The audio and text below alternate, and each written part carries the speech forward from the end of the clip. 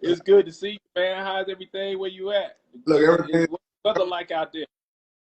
Everything's great, man. I wanted to apologize for yesterday, man. Like, I honestly was like, I'm unfamiliar with the whole podcasting thing, and I was thinking that it was gonna be like a phone call or something. So I'm thinking, okay, I know I can handle this at work, but I don't get a good enough connection at work to go live. So I tried, but it didn't work out. But we here. So Hey, it's what it is, man. They can't stop us, man. They can't stop us. It's what it is. But anyway, good to have you on, bro. Like I said, I'm gonna just jump back and tell you how I came across you. You could thank the YouTube algorithm for introducing you to me, because basically I have been binging on artwork and artists, especially abstract artists, for like the past maybe 3 or 4 months. And so I was on YouTube, and just in my feed you popped up. And bro, I watched your first video.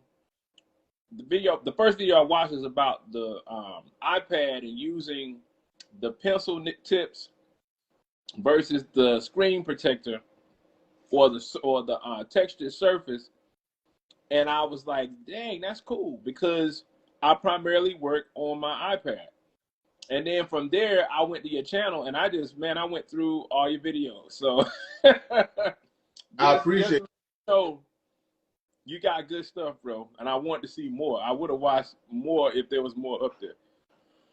I'm coming with more, definitely, man. I got 2 videos in the works right now, actually, man. So I appreciate that, for real. Okay. Well, that's basically kind of what we're talking about somewhat today is the intersection of activism or empowerment and commerce. Because a lot of times I think when we are quote unquote conscious, or we're self-aware of our communities, of our history, of who we are, and we try to do things to make a difference, I think a lot of people think you have to sacrifice or compromise. It's got to be one or the other. But obviously, in your case, what I'm saying is, where you're able to actually take your activism or take your proactivism and put it into your art, and at the same time, you're able to provide something that people want to purchase. So just give me a little bit of background on like how you started out and how long have you been doing this? All right, cool. Let me go ahead and just give a quick intro real quick. This is your brother Larry Rob Art. I am a visual artist, and also, like my brother L said, I'm a conscious brother. And I'm just like, when I really got into reading, it's a lot of conversations I really wanted to have. And I really couldn't have those conversations because, like, I'm gonna just be honest, man, our people really not interested in a lot of those conversations to have. But what I did, I'm a fan of Nina Simone. And something Okay. Nina Simone said, like, it's a quote. I'm probably will slaughter a quote. I can't quote it verbatim, but she said that, like, her mission is to compel the curiosity of the people. You know what I'm saying? She puts the artwork out there to get you curious enough to say, damn, what that name sound familiar, or that time and place sound familiar, so then you go seek it out yourself. So, that whole principle is what Malcolm X called edutainment, because our people don't want to be educated as much. They feel like when you educate them or you're trying to talk to them about stuff, whatever, you're being preachy. So what you want to do is you want to entertain them into the education. That's called edutainment. So that's Malcolm X coined that term, and I think that Khalid Muhammad also spoke about that. So that's a principle where I want to be able to create the type of artwork that you want to look at because it's pretty, but then you're like, damn, what's going on over there? Or what's that figure doing? And then you get curious enough about it that you seek out the information. A lot of times when I'm out and about and I'm doing like the festivals and stuff like that, people will stop by the booth and we could sit there and build, because they'll be like, man, this makes me feel a certain way, but I can't tell what's going on. I start asking some questions like, what do you think is going on? And we start talking, they'd be like, damn. So that's really what it's about to me is, I want people to be able to look at the work and be like, man, that's a nice piece, but then be like, damn, you know what I'm saying? It really doing something to me. It's provoking something. So yeah, man, I really think to me, that's what art is all about. Art is all about documenting the times. I would like that when I'm dead and going 100 years in the future, that people can look at my artwork and kind of figure out what was going on during my time, what kind of person I was during my time. I think that's very important. Facts. And I mean, I totally agree. I mean, I don't think that just because a person chooses to have a message, albeit a positive one, you know, that they need to be apologetic or that they can't make a, you know, have a livelihood from it. And so I totally agree. And I mean, I like the concept. And it's learning styles. That's the other thing. You hit a point when you mentioned the fact that you say, you know, Black people don't really want to be educated in a formal way or a formalistic way, the way Europeans have educated, you know, us to a large degree. And I agree. And when you think about traditionally how we learn things, it wasn't this way. But because the powers that be dictate what education is, we feel, a lot of us feel, if we aren't sitting at a desk and reading and writing or repeating, you know, we're not truly getting an education. Whereas education comes in so many different ways, and now they're just acknowledging in the school systems, maybe in the past decade or so, learning styles. Like some people are visual people. Right. Doesn't mean they're less intelligent than somebody that can do book work, but their method of grasping what they're trying to learn or what you're trying to get across to them may be more visual. Some people are more hands-on people, whereas they may not do well with looking at a book, but if you show them what to do, they can learn quick and they can pick it up better than a person perhaps that does book work. I know I came across it in music, where in music you have guys who are naturally gifted. I can pick up my instrument and start playing, and these guys fall in line. You got other dudes who are strictly educated to read music. You put them in a situation where it's just an impromptu jam, they can't do nothing with it because they don't have something in front of them. So what I'm saying is we have to stop, and I'm not talking about you, I mean just in general, we have to reassess what we call education. And there are ways I think that our kids and our people can learn even better to where it sinks in even deeper outside the traditional education we get, you know, from the so-called school system. But yeah, I mean that's dope that you do that. I mean, I'm sure I would love to start to pop up on your booth, bro. If I had seen you in person, we'd have had some hours long conversation. I promise you. When I be out and about amongst the people, YouTube. When I be out and about amongst the people, bro, and we sitting there building on a piece I did, bro, there's nothing that like invokes my spirit more than that. It's nothing that confirms that I'm doing the right thing than when I could feel that something that I did touched somebody. It's like there's nothing like that feeling. So like really when like as far as motivation and inspiration, there's nothing that does that like me. When I go out and I touch somebody live, or even when somebody like purchases a piece and I meet them in person and then we build on it before we go our separate ways, like that's everything to me. That's everything to me. Facts. I mean, like you say, it's just it's proof.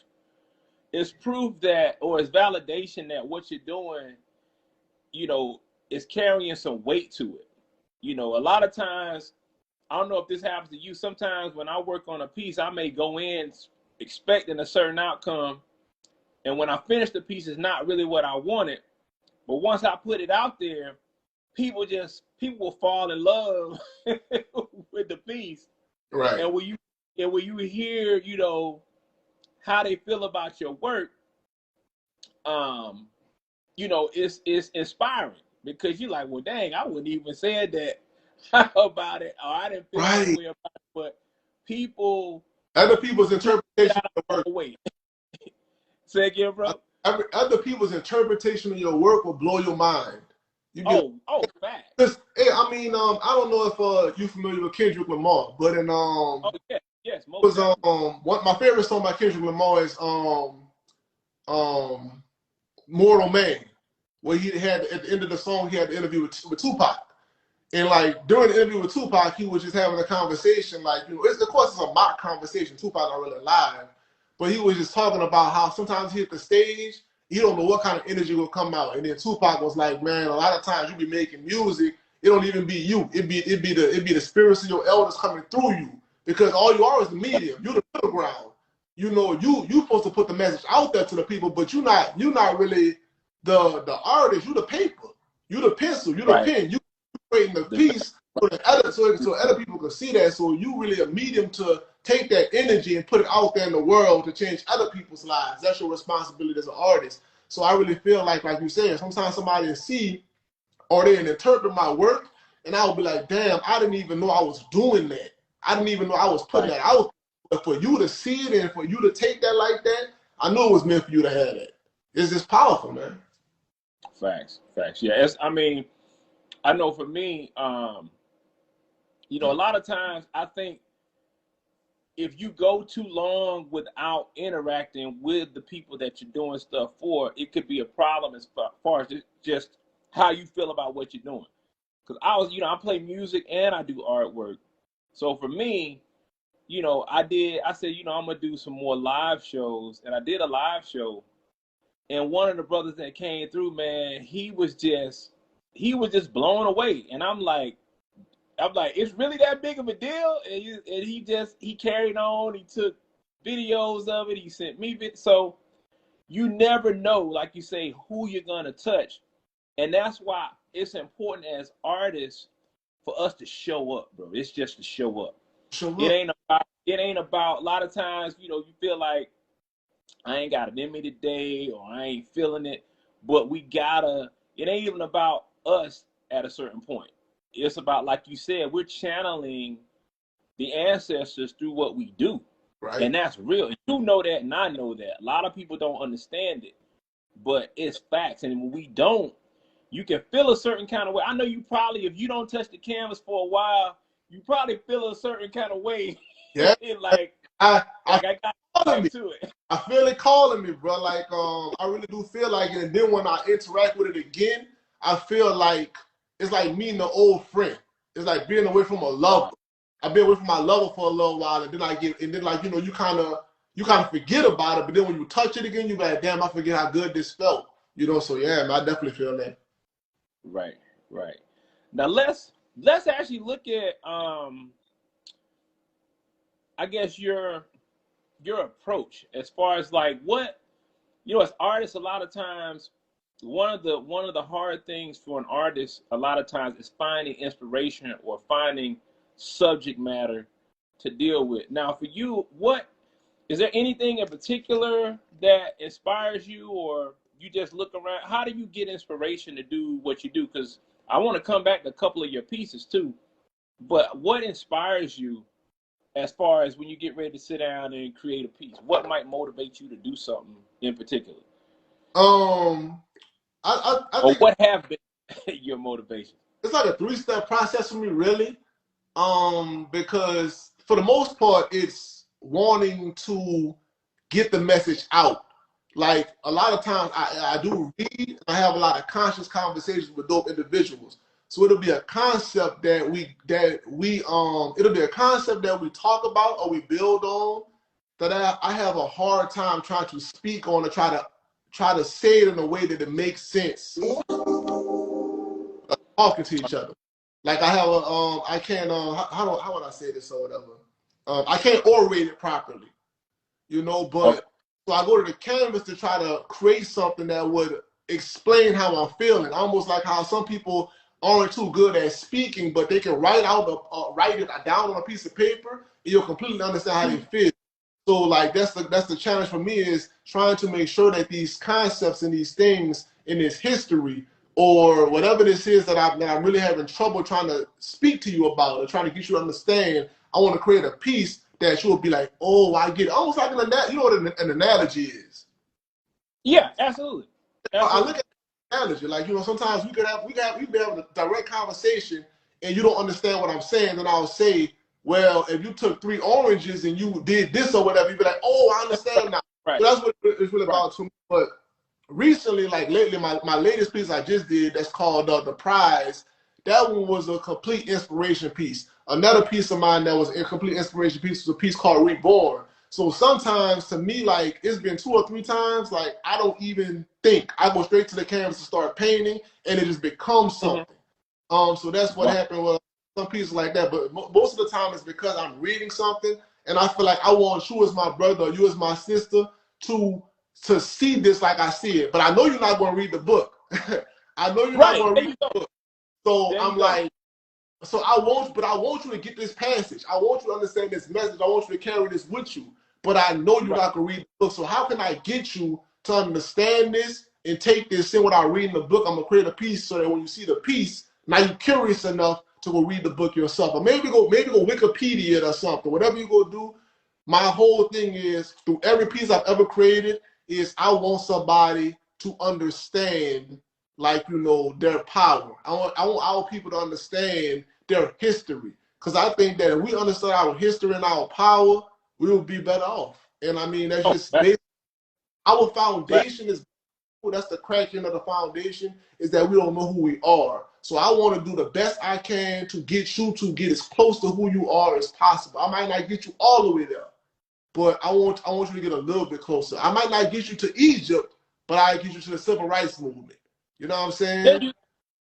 It's, you know, it's work. I mean, it's work, and I like the way you said it. Again, speaking to what we talked about earlier, the argument I keep trying to overcome is the fact that as a people, because we deal with things on a more visual level, that has nothing to do with a lack of intellect. If anything, it would speak to a higher form of intellect, being that that's how we operate. We operate, you know, show and prove versus writing stuff down. And if you think about it too, most of our history, besides, you know, of course, Egypt, which was the pinnacle of our civilization, it was dealing with oral traditions, yes, versus writing stuff down. yes. When you start writing stuff down, you start dealing more with secret societies, and you started dealing with stuff that Europeans were doing, because it was more or less a trap, you know, to get people into certain agreements with things. Right. And they use that as an authority to say, because it's written, and, you know, most people ain't writing, but because it's written, whoever wrote this, they must have authority to wield this over us. So this is fact, this is true. And it still happens even to this day, but I'm trying to get back to that visual thing, to that audible thing. Yeah. Where we're passing information visually, we're passing information hand to hand and through our words, which, you know, listening to who you like to listen to music wise, I already know you're on the same page. Yeah, but with that being said, this is an unfortunate occurrence, but it's a true occurrence. I'm glad you touched on that, because we really are already being educated that way. The media does own the rights to everything, but we learn a lot through our eyes and our ears. We listen to the music, and that's how we grow. We listen, we see the videos, and we see the glamour and the glitz, and that's how we grow. We see the lifestyle, and we assume that that's like, it definitely goes to our brain. So I feel like, you know, just like a lot of people I said aren't really reading, because like you said, reading is a concept that's not really of us. Like you said, we had oral traditions, and we had like a very picture thing, like, you know, like the hieroglyphs. Like, you know, you learn through looking at it, but not reading it. You know, you look at the picture, like the characters are doing something. It's almost like opening a children's book and seeing pages on pages with no words. It's just people doing stuff.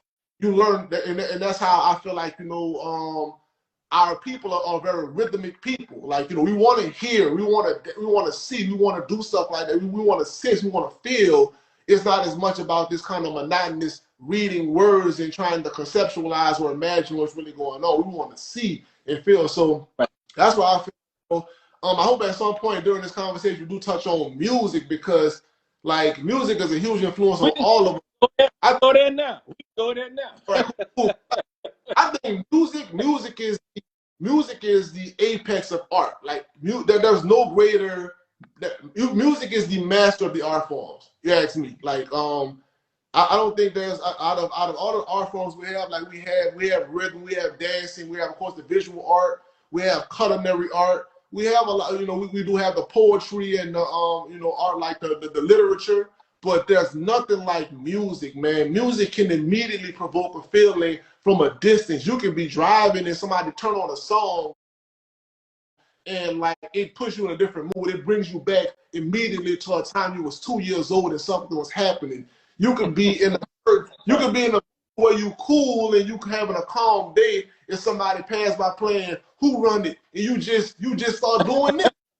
So right, right. like bro, like I do I salute you and I respect you for it, but I mean I just feel like anybody with musical talent is like has the highest capacity to touch people for real.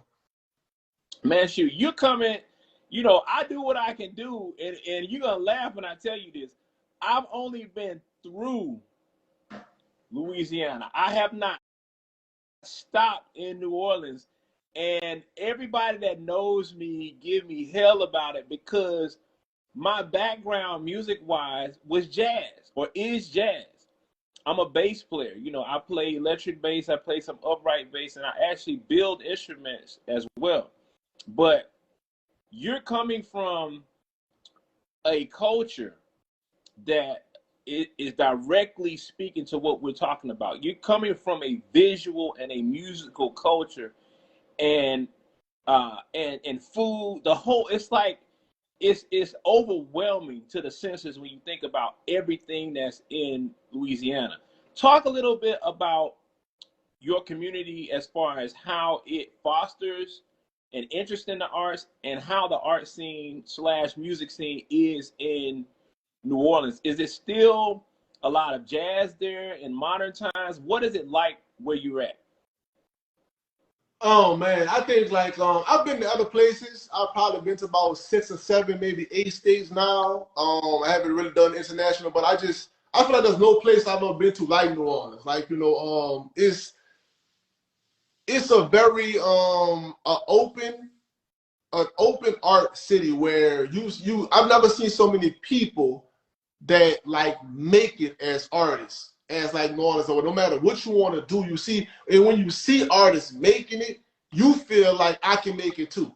Like, you know, when you're a young kid, or even as an adult, a young adult, and you see an artist actually doing really well for themselves, selling art, whether they, like I said, do music, do fashion, do culinary, or they're a dancer or whatever. We do a lot of dancing down here or whatever.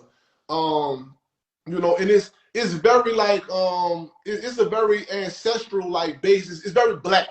It's a very black, like, you know, our arts. Of course, they're very, you know, our places are very gentrified right now, and like, you know, there's a lot of like there's a high culture coming in that's kind of changing things and trying to own it or try to sell it back to the people. But like it all starts in the streets of New Orleans, man. Like, you know, when you go to the spots and go get the food or whatever, it's coming from a history of black people cooking their food. When you go to the place you listen to the music, it's coming from a history of black people being out there on the corners playing their instruments and getting the dollars in their hats and all that stuff. When you come from the art forms and the murals, it's coming from a history of black artists being down here and just trying to put themselves out to the world, you know, in whatever way possible. So it's nothing more inspiring than going just like take a day off and just go drive around New Orleans. Go take a walk through downtown, just look at all the murals, look at what's going on, look at the kids on the corner, you know, tap dancing or like, you know, playing they play the drums on Home Depot buckets. And they be doing all that stuff. They're like that's every day downtown, especially like in the French Quarter area, in the French Market area even or whatever. You know, you have a market set up where people are down there. It's like the French Market is like it's an ongoing pop-up shop. So you got people from all kinds of different places out there, you know, selling traditional garb and stuff like that, and like the beads that I wear in a lot of my pictures or whatever, they come from the French Market. So like, you know, it's nothing like that. Nowhere else I've ever been in the downtown area is that alive and bustling every day from Monday to Sunday with artists going out there trying to make a living, and a lot of them finding success. And like, again, that's very motivational, inspirational to an artist that's trying to make something happen, is to see other artists out there day to day hustling and grinding and making something happen. It's, you know, when you see a lot of failure, you wouldn't be as pushed to do it. But when you see success, you're like, man, I can do that too, you know. So yeah.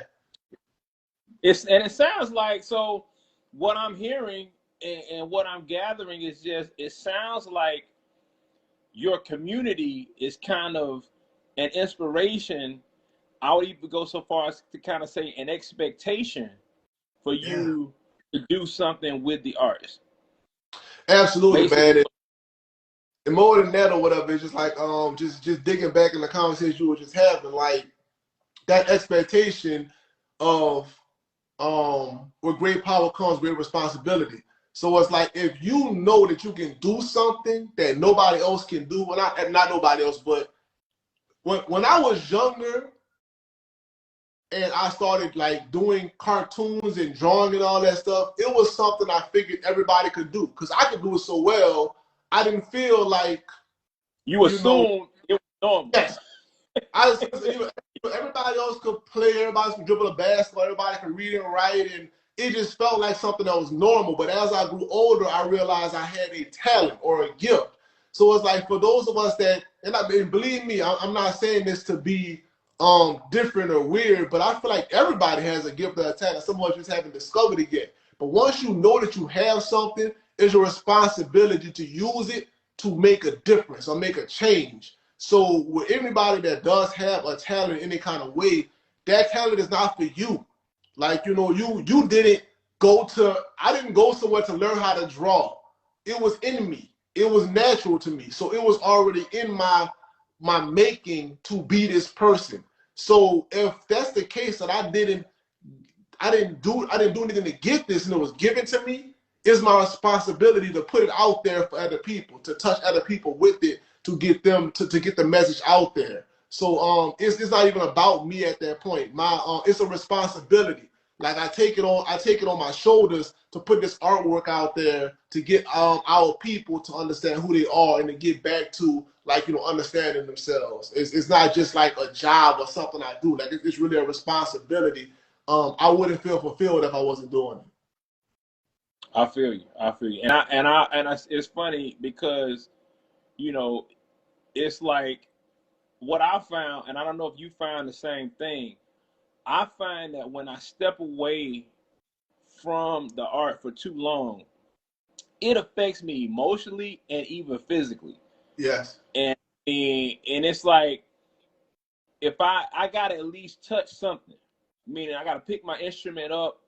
If I don't do anything, if I go more than a few days, it becomes painfully obvious. It's like something ain't right. And when I'm thinking about what it is, like you said, when I pick that canvas up again or when I pick that instrument up again, I'm like, okay, that's what was wrong. Yeah. Kind of like, I guess, being thirsty and not realizing you ain't drank no water in 3-4 days. You like, what's wrong? You get that shit. Oh, okay, that's what it was. That's how I feel when I step away for too long. So speaking to what you said, it definitely is something that you have. It's like a responsibility. And if you don't carry it out, you suffer for not, doing what you're supposed to be doing. At least that's how I Absolutely. feel about it. I think you would agree, but that's how I feel about it. It's like I suffer if I ain't doing what I'm supposed to be doing. And if I'm Yeah, doing other stuff that's totally unrelated and it's like I'm starting to lean in a different direction, I have to pull myself back in. It's like, because I don't do well if I'm not yeah, you creating. don't even I mean, just honestly, you don't even feel like yourself. Like, you know, Right. but you know until you interact with it again. Like it's been times, like I said, I've been away from doing art or doing anything like that for a while. Like let's say a 2-month period, and I'm just not myself.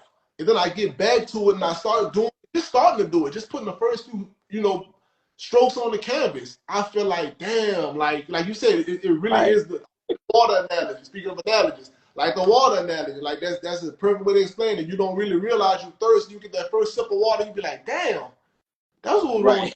you. So then you get into it, and you fall into it, and then like serendipity sets in, where now everything's starting to click. Now you drive down the street and Right. everybody, and you like, damn man, this really what I was missing. And it Right. reminds you that, damn, this is what I should be doing all along. So then when you get away from it again, now you like, let me get right back to it before I suffer the consequences. Right. Right. So for artists out there, I think everybody listening to this, if you're not listening to it live in the future that does listen to this, don't ignore that voice. No. You know, it's like don't ignore that voice and learn how to understand when you should be creating. Because I think for us, at least I'll speak for myself, a lot of times if you aren't inspired in the moment, the easy thing to sometimes do is just say, okay, I'm gonna go do something else. But like you said, sometimes what you actually need to do is just sit down and put pen to paper, put paintbrush to canvas, and just go with it. Don't expect an outcome. And I have a saying that's a mantra of mine that I developed this past year, and it's called action over outcome. Basically meaning sometimes you have to go through the motions. You ain't feeling it, but you got to go through the motions. Pick your canvas up, pick your pad up, put it down, take your pencil out, start drawing. Doesn't have to be that you're inspired to do something. And a lot of times, what I find, the longer I stick with that, the ideas, it's like priming a pump. You know, you got to start manually doing it first for it to start flowing. But when I just go through the mechanics of literally taking out my pad and putting the pencil to the pad, that's what gets it going. So sometimes it ain't even about being inspired. I think as artists, a lot of times people feel that we got to be inspired before we can do something. And kind of part of the conversation I want to have with you was about the business aspect of it too. Of course, we know there's a message we want to get out. We know we're trying to channel our ancestors and we're trying to build up and empower the community. But as artists, a lot of times we get the stigma of being starving artists, where we got to work another gig. And I understand it, because traditionally the arts is not something that's pushed as far as an individual being able to maintain gainful employment. It's not really looked at as a way of earning, you know, an income. But it's often stigmatized as, man, if you go that route, you're gonna be out on the streets or homeless or whatever. But the interesting thing about now, just like the way I told you I found you, with modern technology, never before in history has it been easier for an artist to take advantage of resources to be able to make a living. So speak to that, I guess, as far as like, I don't know if you have, you know, again, as artists, a lot of things we do are organic. So I'm not going to sit here and say or ask, do you have a business plan? But what's your approach as far as how you approach the business side of it? Do you say, okay, I want to do 4 paintings this month, or I have a particular goal? Or how do you approach being able to actually make money with what you do? Okay, well, I mean, we haven't. I really wanted to touch this part of the conversation. I knew it was gonna come up, and I'm glad it did come up. I really wanted to touch it more constructively, but I'm gonna just go off the branding or organic because we here. But yeah, man.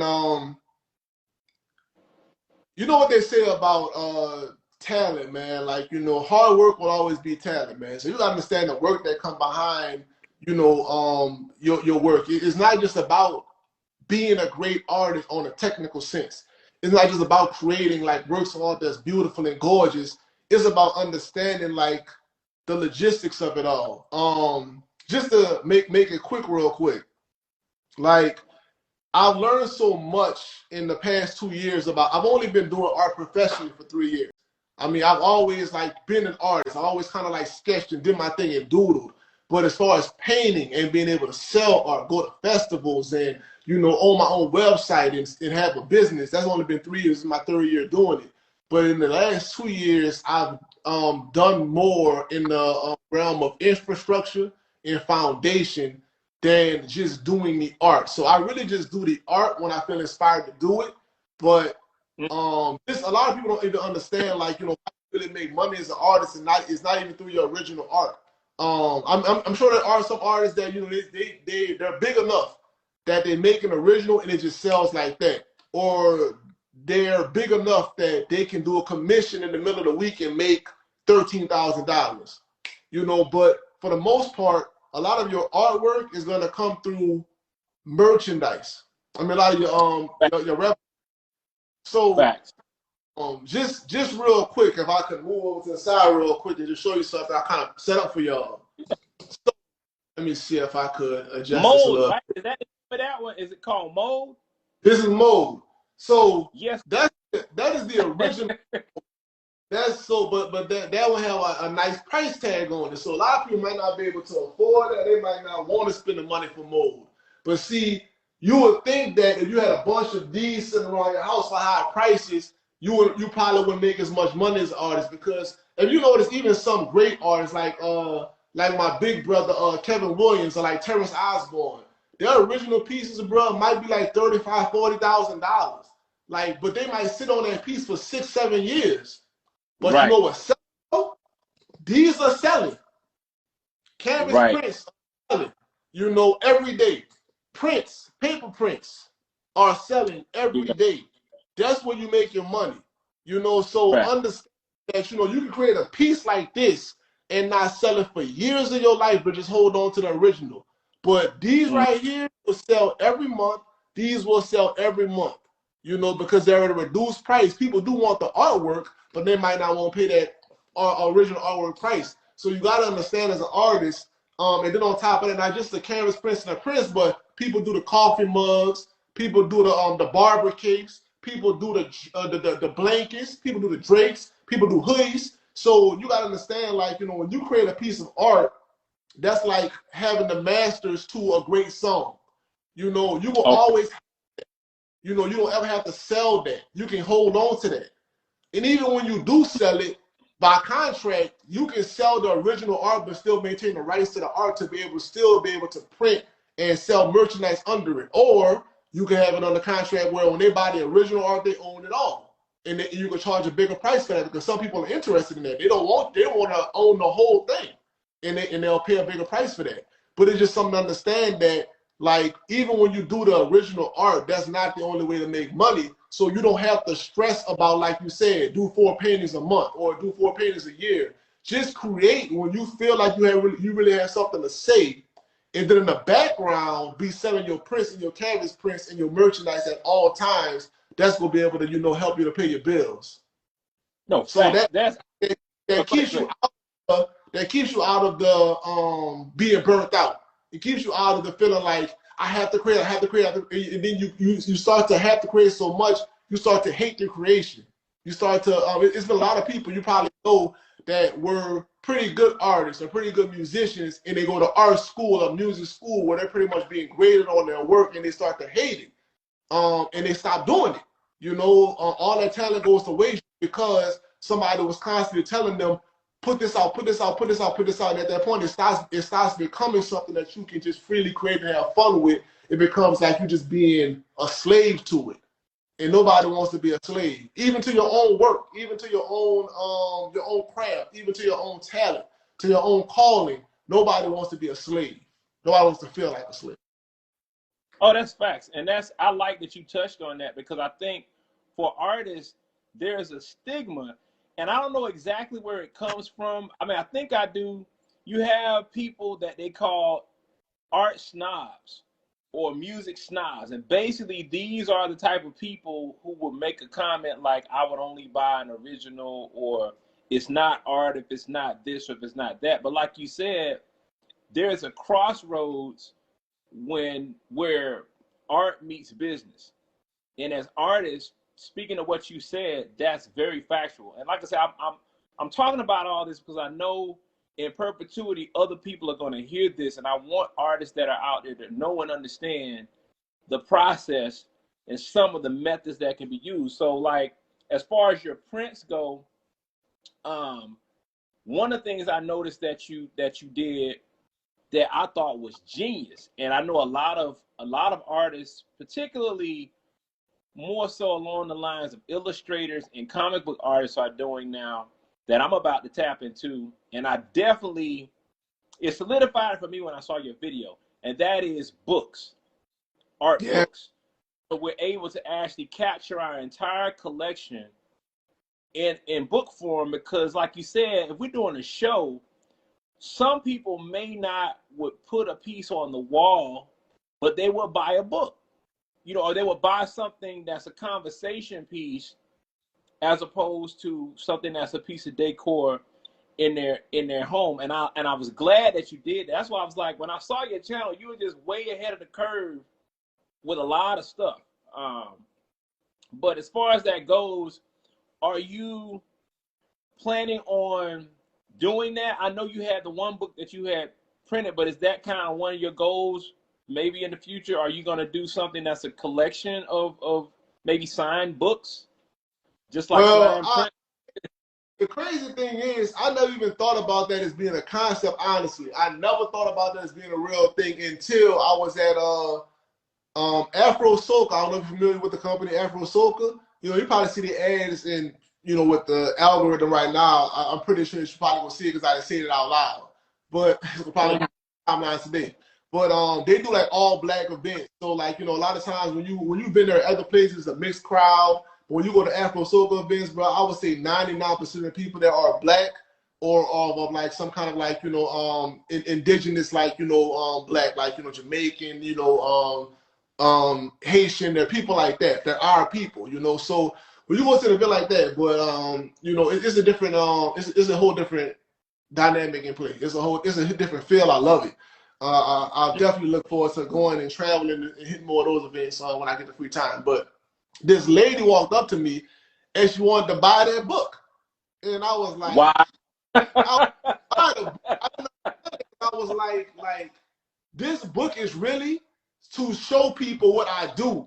Like this, Right. like she thought it was something to buy, and I was like, no, like this book is something that I just have here for people to flip through and understand.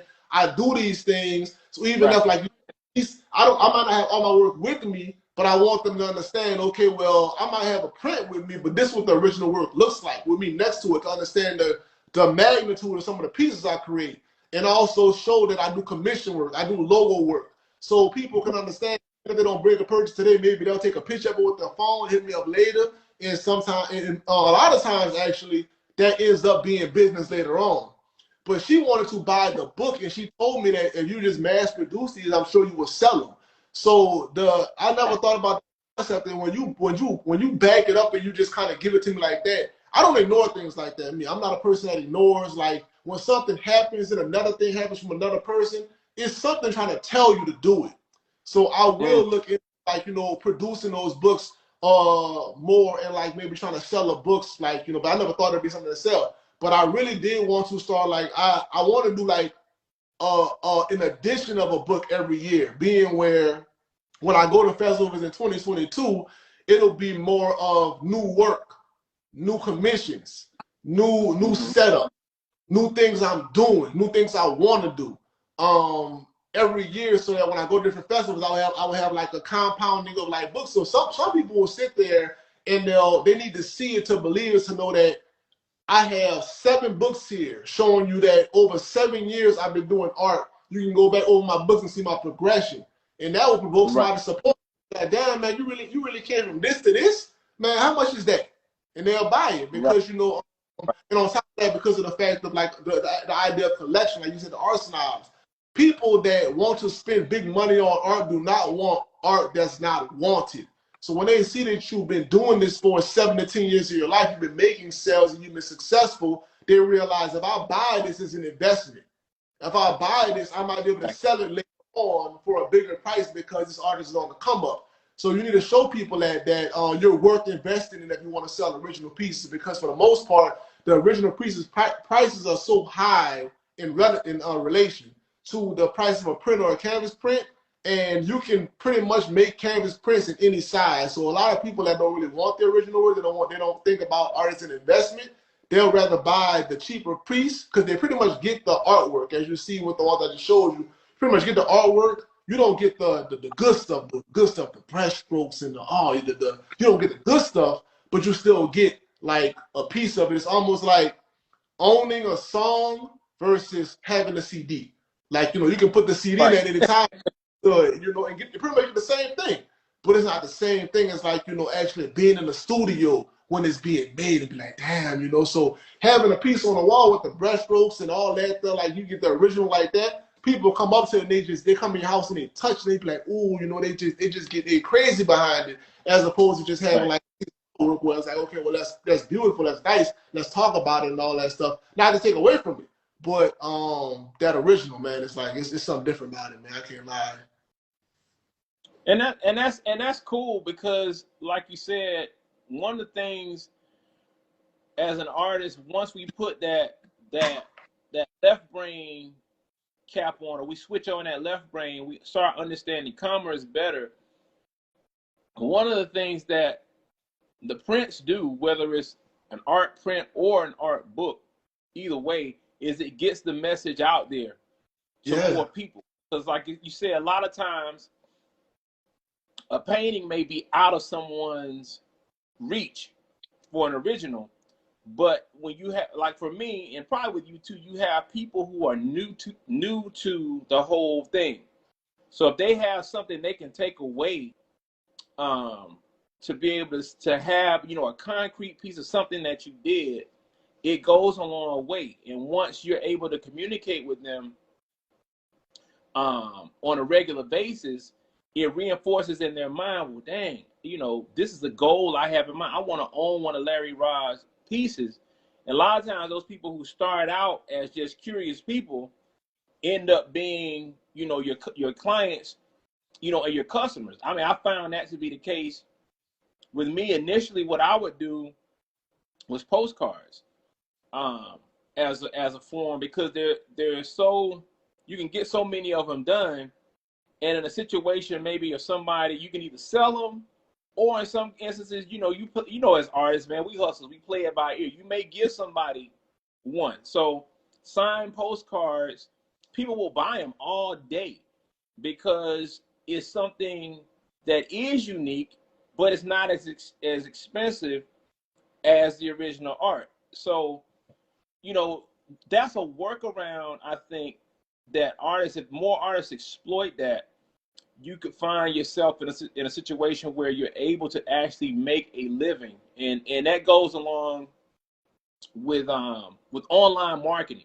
One of the things that I had to learn in sales was understanding the importance of capturing people's information so that you can remarket to them after the initial event. So one of the things that I do at all of my events, and even in social media, is I capture people's email addresses, and I try to, on a monthly or quarterly basis, send out something to let them know what's going on, to announce that, okay, here's something that's going to be coming out or being released this particular point in time.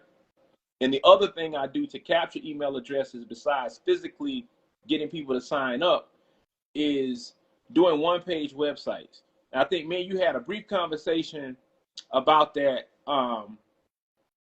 the other day, with where you can actually give a person access to something that's free, and all they got to do is put their email in. With Gumroad in particular, anywhere I can post on social media, post a link, I can actually get someone's email.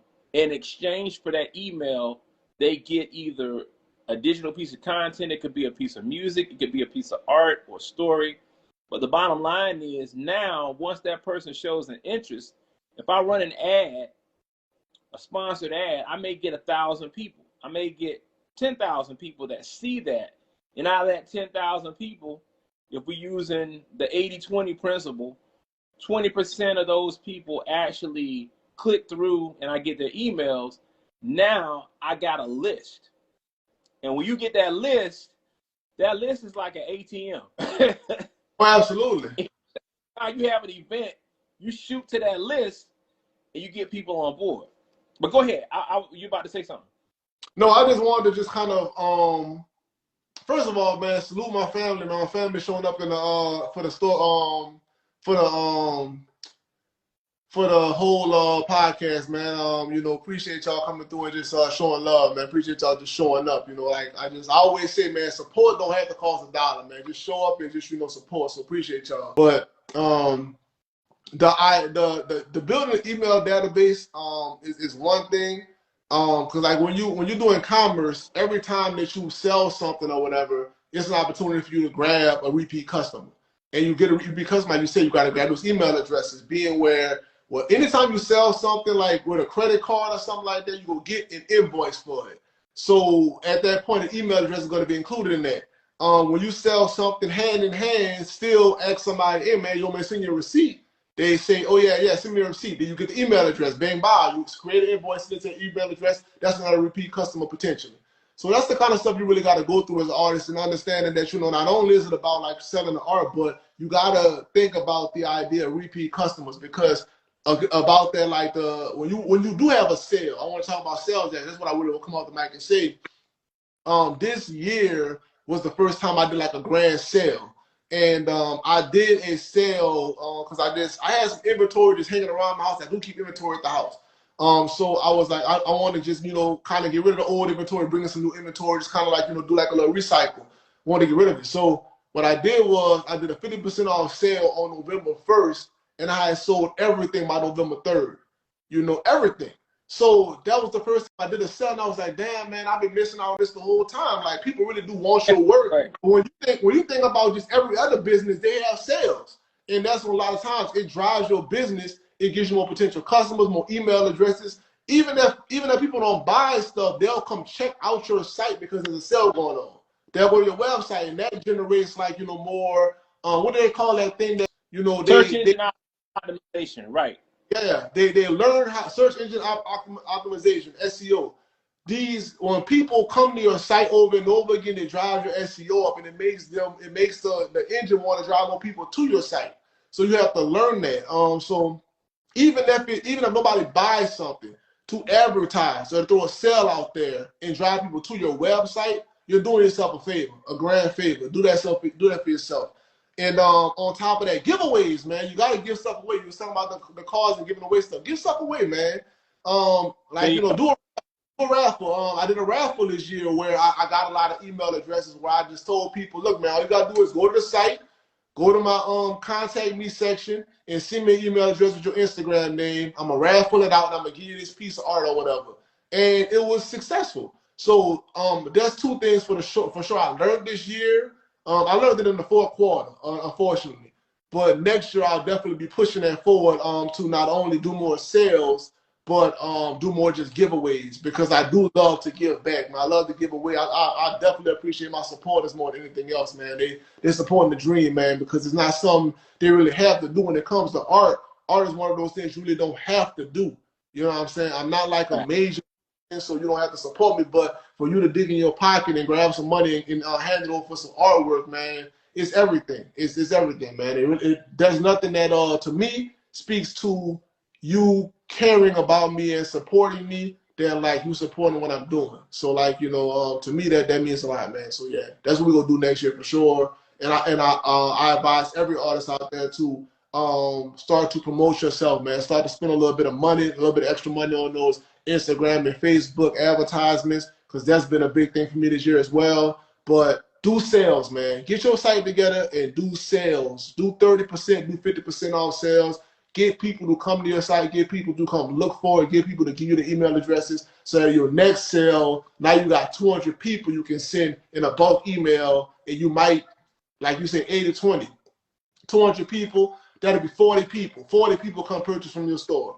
That means everything. That 40 people could be the difference between it could be the difference between popcorn or Papa John's that month. So I mean, I'm just saying, you know. I like that. I'm just saying, don't be lazy out here, man. You know, do your work, man. So yeah, advertisement, giveaways, yeah, man, yeah. I like that. I like that, bro. Look, I mean, the conversation that we're having, like I said, people need to hear this, and I think for myself and for a lot of people, I get stuff from clinics and from programs, but I get way more from conversations. I pull so much out of watching YouTube just to get conversations. So, you know, the energy and what you're talking about, I feel the same way about it, man. There's so much that you can do if you understand marketing. And as artists, if we're willing to wear that hat for just 5 minutes, it's a night and day difference in going from just doing something as a casual hobby or a part-time thing to being able to fully immerse yourself in it. Like I think we mentioned yesterday, we were talking about quarters. That's a very basic business concept that as an artist, if we can grasp quarters, it makes a difference. Meaning that we got goals. A lot of times, the average individual tends to look at stuff hand to mouth. I want to make $100 today. A business says we want to make $5.7 million this year. So how are we going to do that? Well, we were in business last year, so we're going to look at what we did specifically for each quarter of the year, and you break it up. As artists, we can do the same thing. We divide our year up into quarters. The first quarter of the year, we're already prepping. I want to put one piece out the first of the quarter. I want to spend $100 marketing it. I want to push it to this specific demographic. I want to have X number of shows to draw, people to it. We have a plan and we have a budget. And so for each quarter, it's cool as an artist because you're not worrying about, can I pay my bills? You're breaking your year down into quarters.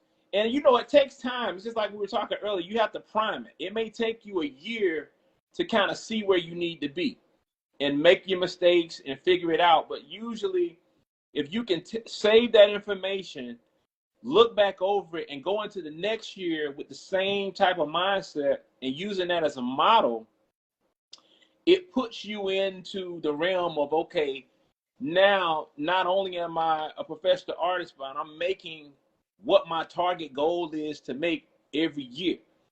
And so, a lot of times as artists, like I said, we feel, I don't know where it comes from, we feel some kind of way about art, that it's this kind of totally organic thing, which it is. Definitely. But I think a lot of people need to be out here. Like I said, with you need to be that one. And I'm glad I found you. But you're one of those people that need to be out here. A lot of people do art, but you're a person I think has a voice that needs to be heard. So, it's inspiring for one. And being that you're already on that trajectory to do that, I think that listening and watching this, a lot of artists will be able to tap into that and to understand that I can still be a conscious artist. I can still be quote unquote organic or whatever that means to different people. At the same time, I'm running and operating a legitimate business that will allow me to empower my community while I'm actually able to have a livelihood. So I'm glad we hit that because that's something that we don't talk about too much. A lot of artists will show you what they do.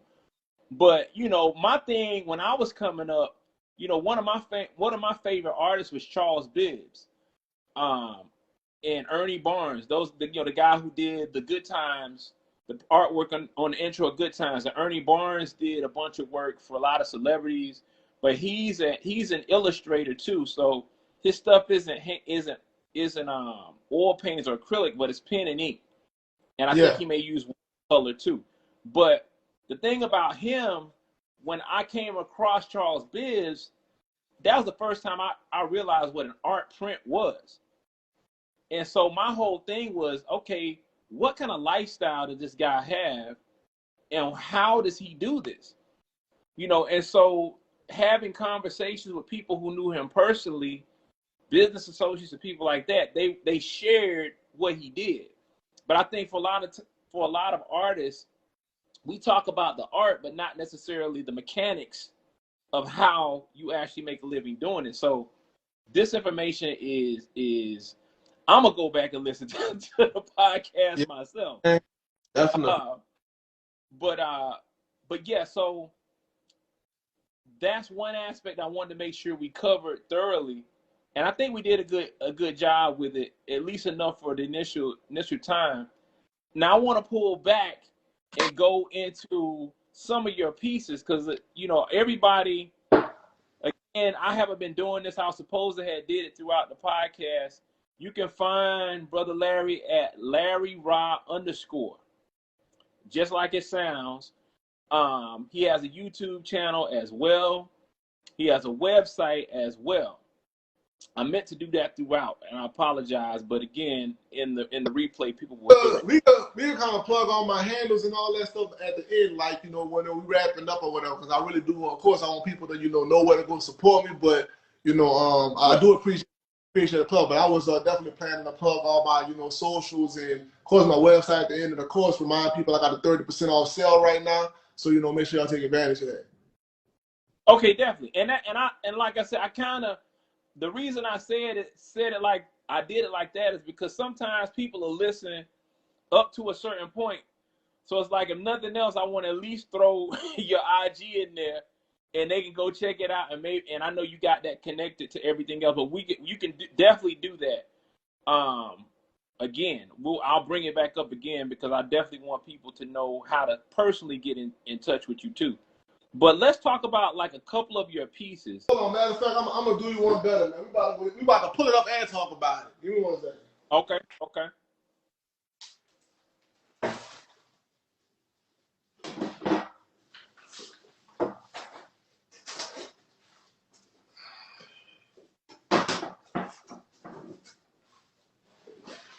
All right.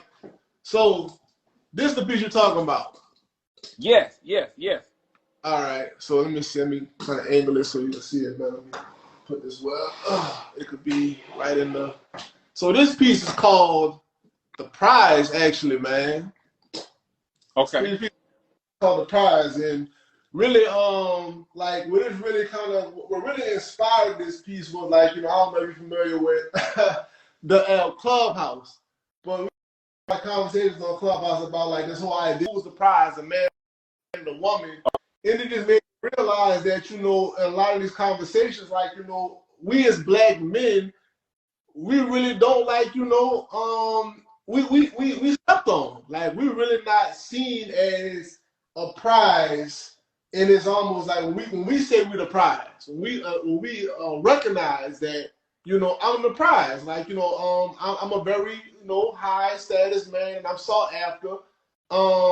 So that's where the initial inspiration, the thought behind it came in. But then what really kind of set in with me was the idea of, like, you know, getting even deeper to the fact that, like, realistically, like, black men are the crown jewel of this world.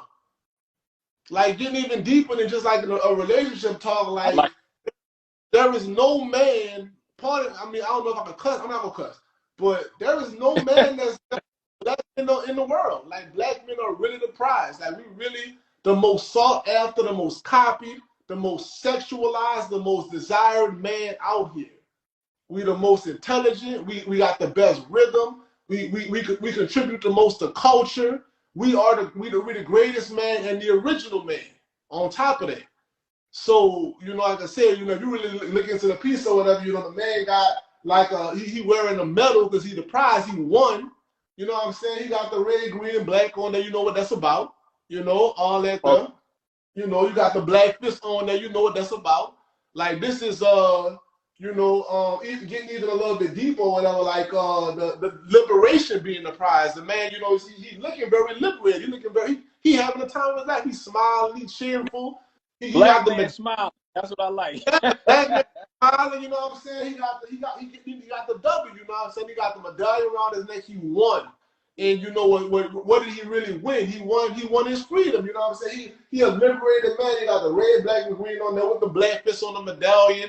And then when you look in the background, you got the trees right behind his head. I really felt like the trees was a nice touch because, you know, we got the non-ether hair. We got the black hair, the coily hair, like the trees. It grows up towards the sun.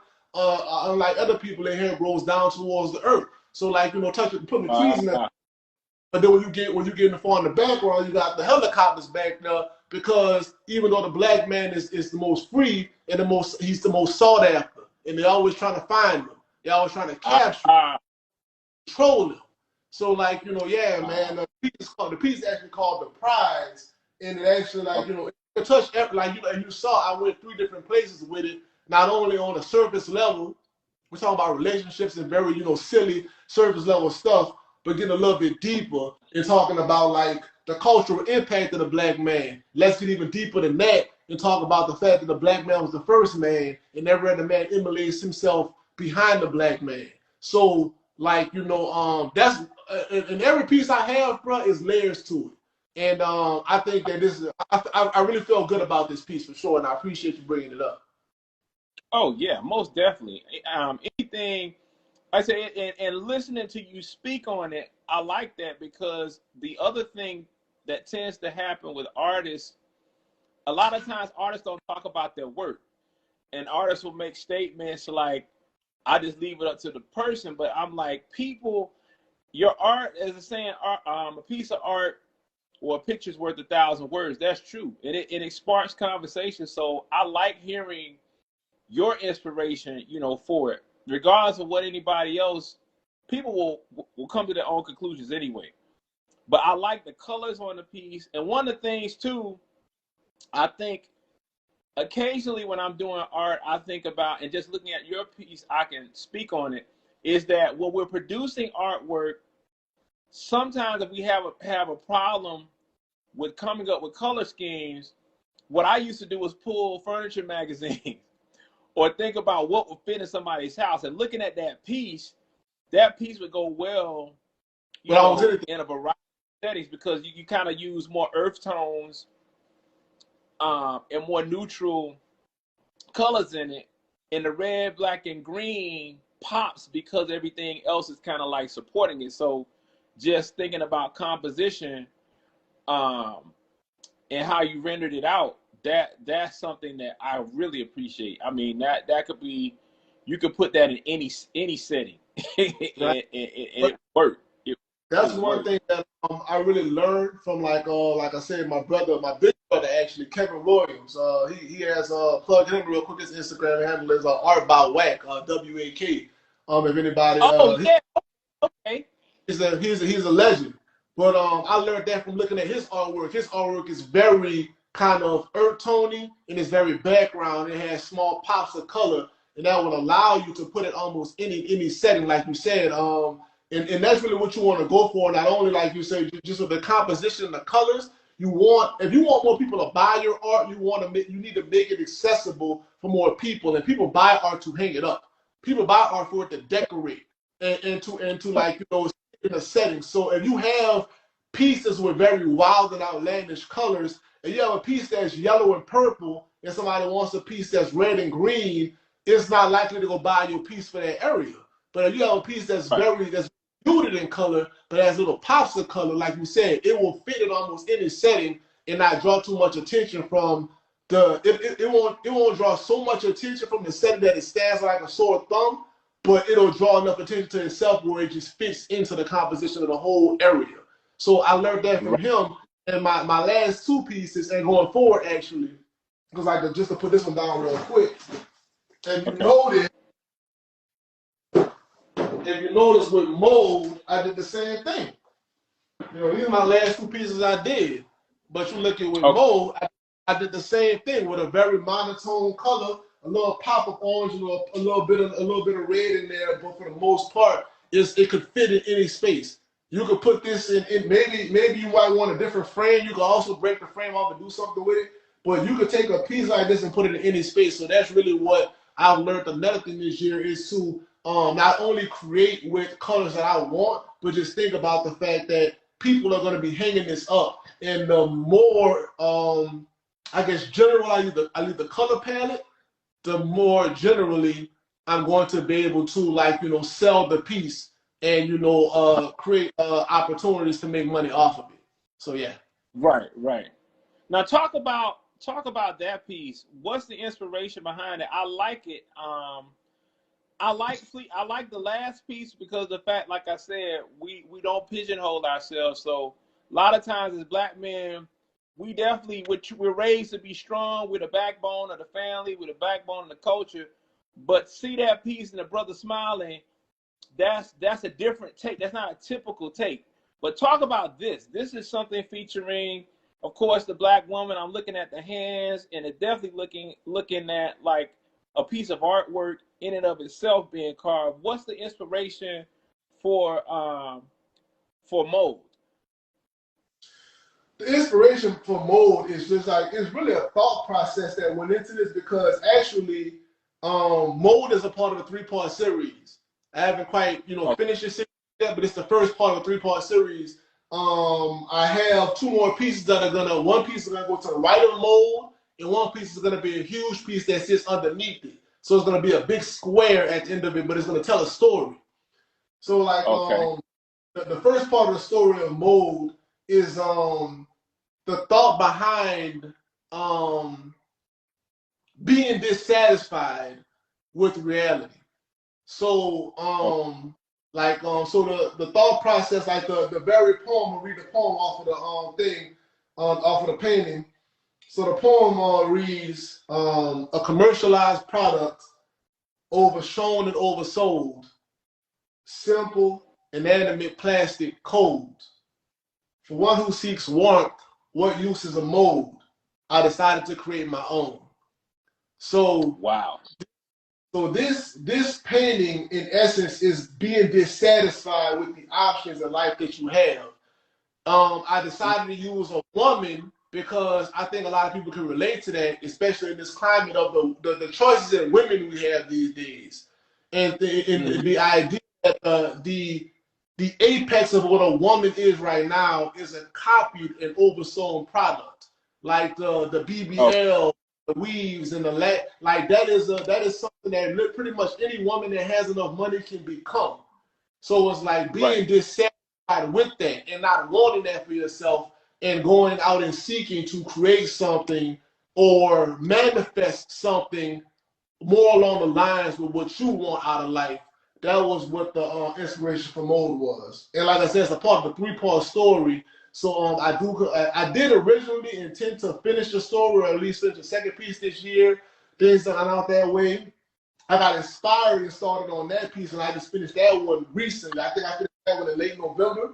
So, but those are coming, so y'all stay tuned for those for sure. I will be completing the 3-part series for Mold this year. And just to know, like, for the next piece is gonna be called Mending.